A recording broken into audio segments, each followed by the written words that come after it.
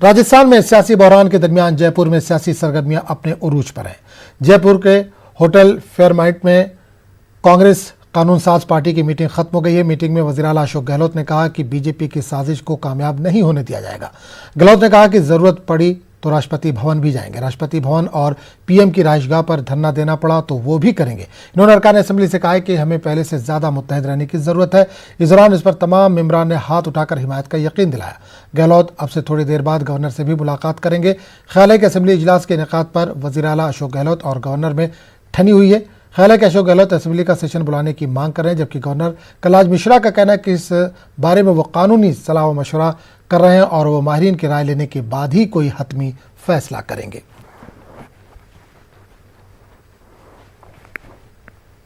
इस पूरे मामले पर बात करेंगे अपने नुमाइंदे अरबाज से। अरबाज, राजस्थान में सियासी सरगर्मियां और तेज होती जा रही हैं।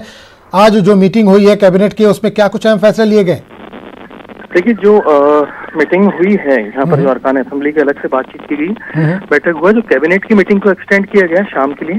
अभी 4 बजे का वक्त जो गवर्नर है उन्होंने दिया है, तो उस वक्त को उपयोग में लेंगे राजस्थान के जो वजीर आला है अशोक गहलोत, क्योंकि वो मुलाकात करके देखना चाहते हैं कि अभी जो 6 बिंदुओं पर उन्होंने 6 पॉइंट्स पर रिप्लाई देना है, उस पर गवर्नर का क्या नजरिया रहता है, क्या रिप्लाई रहता है। क्योंकि अरकान असेंबली से जो बैठक हुई, इसमें लंबी चौड़ी बातचीत हुई, तमाम लोगों से उन्होंने हाथ उठाए हैं, तमाम लोगों ने उनको सपोर्ट करने के लिए कहा है और ये कहा है कि अगर जरूरत पड़ेगी तो हम दिल्ली चलेंगे, राष्ट्रपति भवन पर धरना देंगे और अपनी जो जायज मांगे हैं उनको पूरा करवाएंगे, ताकि जो जमहूरियत है वो जिंदा रहे और उसको बचाया जा सके जो मौजूदा हालात हैं।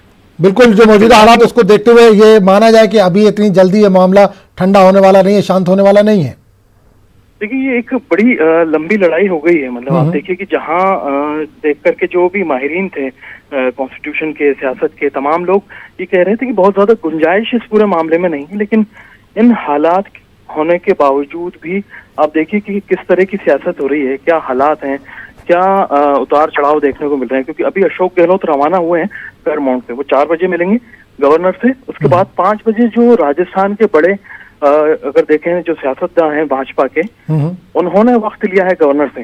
5 बजे का उन्हें वक्त दे दिया है गवर्नर ने, और वो मुलाकात करके जो कल धरना वहां पर दिया गया गवर्नर हाउस में, उसको लेकर के अपनी बातचीत रखेंगे। और जो संवैधानिक तरीका है, जो एक बात करें जो जमहूरियत से जुड़ा हुआ, उन तमाम चीजों को लेकर के अपनी बातचीत रखेंगे। एक मेमोरेंडम जो है गवर्नर को देंगे, गवर्नर हाउस पहुंच करके।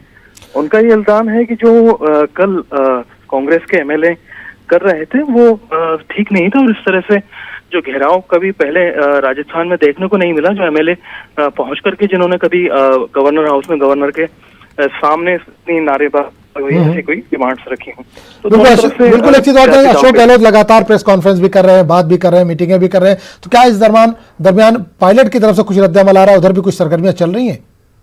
देखिए, पायलट की तरफ से सीधे तौर पर कोई ऐसा ना तो स्टेटमेंट जारी किया जा रहा है, ना कोई बातचीत जारी, लेकिन उनके जो साथी हैं, खासतौर पर देखे जाए तो मुरारी लाल मीणा ने एक वीडियो रिलीज किया था, जिसमें उन्होंने कहा था कि हम पार्टी के खिलाफ नहीं है, हम अशोक गहलोत के खिलाफ हैं। अगर जो राजस्थान के अंदर कांग्रेस अपनी लीडरशिप चेंज करने को तैयार है तो ये टकराव कभी भी टल सकता है। तो ये एक तरह का उनका अपना बयान था मुरारी लाल का। उससे पहले जो हेमाराम चौधरी हैं वो भी जो अपनी है बात कह चुके हैं पूरे मामले में।